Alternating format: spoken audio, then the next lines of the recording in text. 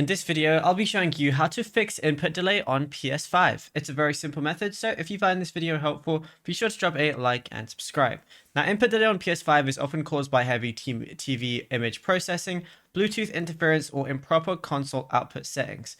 And with the recent launch of the PS5 Pro, maintaining low latency is critical if you want to play competitively and play at your best. So firstly, the game mode fix. If your TV supports a game mode, go to settings and then picture, and then enable game mode if you have that option available.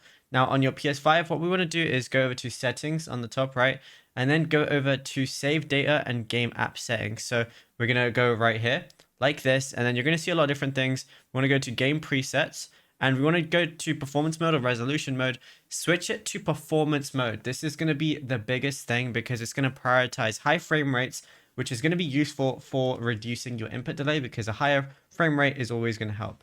Next, we want to go back. Then we want to go from here to screen and video, which is right there.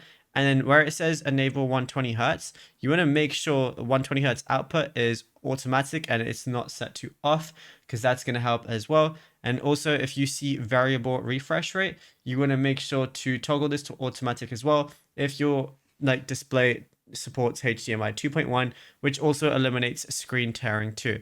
And yeah, it's as simple as that. Once you do those three things, you should be in a lot better position. The final thing you could do is for your controller. So what you want to do is go to settings, then go to accessories, then go to controller.